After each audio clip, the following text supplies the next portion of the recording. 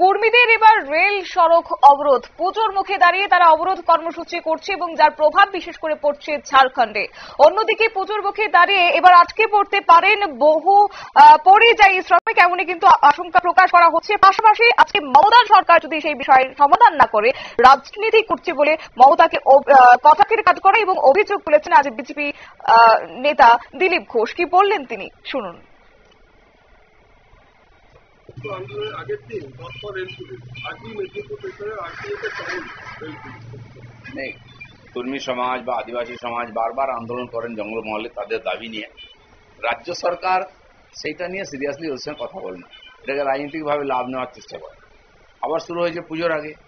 পুজোর আগে এই ধরনের ঘটনা, রেল এমনিতে স্বাভাবিক হয়নি চাপের চোটে, তো তারপরে যদি আবার ডিস্টার্ব হয় তো মানুষ হাজার হাজার লোক বাড়ি ফিরবেন এখন পুজোর আগে। ব্যবসা বাণিজ্যের জন্য জিনিসপত্র আসবে, বেশিরভাগ গুডস এখন ট্রেনের রেলের মাধ্যমে যাচ্ছে, তো সমস্যা হয়ে যাবে। পুজোতেই সমস্যা মানুষের, তো সেই জন্য আইন শৃঙ্খলা বা রাস্তাঘাট ঠিক রাখা পুলিশের কাজ আছে। তারা যদি সহযোগিতা না করে, এটা কেন্দ্রের ব্যাপার বলে ছেড়ে দেয়, তাহলে তো সাধারণ মানুষ পশ্চিমবাংলার পুজোর আগে আবার সংকটে পড়বে। জনসংযোগে ভিন রাজ্যে বঙ্গবিজেপি এবার 2026 নির্বাচনকে সামনে রেখে জনসংযোগ বিজেপি দুর্গাপুরের ভিন রাজ্যে যাচ্ছে বঙ্গবিজেপির নেতারা। না, যারা অন্য রাজ্যে বাঙালিরা থাকেন তাদের সঙ্গে যোগাযোগ আগেও ছিল, এখনো আছে। এখন একটি যোজনা করে বিভিন্ন রাজ্যে আমাদের বাংলার নেতারা যাচ্ছেন, সেখানকার যারা বাংলাভাষী আছেন, বাংলাদেশি উদ্বাস্তু আছেন, তাদের সঙ্গে যোগাযোগ করার জন্য, এবং যোগাযোগ হচ্ছে। আর বেশিরভাগ জায়গায় তারা সব বিজেপি সাপোর্টার, বিজেপির সঙ্গেই থাকেন। তারা এখানে পশ্চিমবঙ্গের নির্বাচনে অনেকে আমাদের কাজে সহযোগিতা করতেও আসেন, তো সেই যোগাযোগটা ঝালিয়ে নিয়ে তাদেরকে পার্টির সঙ্গে যুক্ত করার জন্য পশ্চিমবঙ্গ বিশেষ আর কেন্দ্রীয় যোজনায় কাজ করছে। পিএলও পদে রাজনৈতিক কর্মী নিয়োগ নিয়ে রিপোর্ট তলব করলো সিইও দপ্তর।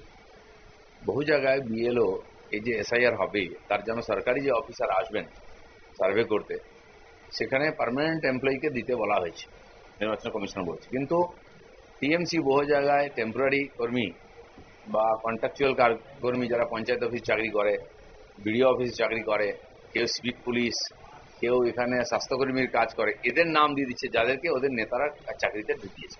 টিএমসির লোকেরা এটা কন্ট্রোল করবে, সেই জন্য স্বাভাবিকভাবে স্বচ্ছভাবে এসআইআর হবে না। তো বহু জায়গায় এরকম কমপ্লেন এসেছে, দেখা গেল এই ধরনের যারা টিএমসি নেতাদের হাত ধরে চাকরিতে ঢুকেছে এবং কন্ট্রাকচুয়ালে আছে, ডেলিগেটেড আছে, তাদেরকেই নাম দিয়ে দেওয়া হয়েছে। সেগুলো জানার পরে আমরা তারা প্রতিবাদ করছি।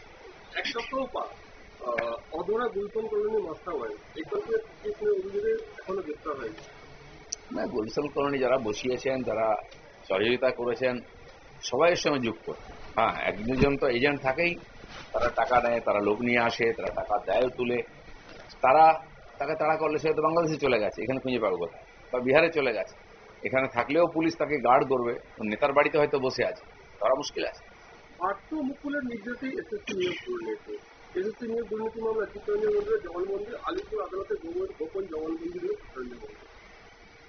চিত্তরঞ্জন মন্ডল খুব পুরনো বোর্ডের অফিসার ছিলেন, তিনি অনেক কিছুই জানেন। তার জবানবন্দিতে অনেক কিছু উঠে আসবে, কিন্তু জানি না মুকুল রায় আর এ তো নাই পিকচারে এখন। কিন্তু যারা টাকা নিয়েছে, যারা টাকা তুলে নিয়ে এসছে, সুবিধা নিয়েছে 600 কোটি টাকার, এরকম বহু লোক জীবন এর মতো আছে, তো তাদেরকে কেন ধরা হচ্ছে না? এর মধ্যে এমএলএ, এমপি, টিএমসির বহু লোক আছে, আর সে তথ্য প্রমাণ মনে হয় সরকারের কাছেও আছে, তারাই লিস্ট পাঠিয়েছে, সব জানে, এগুলো চেপে দেওয়ার চেষ্টা চলছে। সেই জন্য পুরোপুরি এই যে 26,000 শিক্ষকের জীবন অন্ধকারে পড়েছে। একটা কথা শোনা যাচ্ছে যে 2024 বিধানসভা নির্বাচনের আগে মহারাষ্ট্রে বিজেপি এবং 24 মহারাষ্ট্রে বিজেপি এবং আরএসএস এর মধ্যে সমন্বয় বৈঠক হয়েছিল এবং যার সুফল বিজেপি পেয়েছিল। পশ্চিমবাংলাতেও সেরকম একটা মডেল অনুসরণ করার চেষ্টা চলছে এবং নভেম্বর থেকে আরএসএস ঘরে ঘরে একটা জনসম্পর্ক যাত্রা শুরু। অনেক সময় বিজেপির প্রয়োজন হলে আরএসএস এর কার্যকর্তাদের সঙ্গে বসেন, নেতাদের সঙ্গে বসেন, সাজেশন নেন, সমাজে কি চলছে, কি হওয়া উচিত, সমস্যা কি, সমাধান কি, এভাবে আলোচনা হয় বহু বিষয়ে, যেমন এই অনুপ্রবেশ নিয়ে বা এই ধরনের ঘটনা যেগুলো রাষ্ট্রের পক্ষে ভালো বা মন্দ কিছু বিষয় থাকে। তো রাম মন্দির থেকে আরম্ভ করে বিভিন্ন বিষয়ে একসঙ্গে বসে আলোচনা হতো, সমাধানও হয়েছে।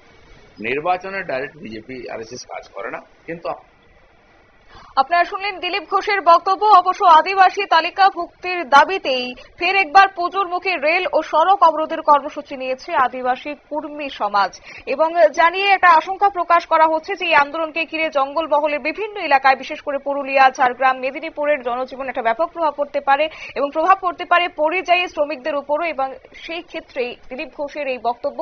পাশাপাশি আজকে বাংলার মুখ্যমন্ত্রী মমতা বন্দ্যোপাধ্যায়কে কিন্তু তিনি কটাক্ষ করলেন। নিয়ে নিচ্ছি ছোট্ট একটি বিজ্ঞাপন বিরতির সঙ্গে থাকুন।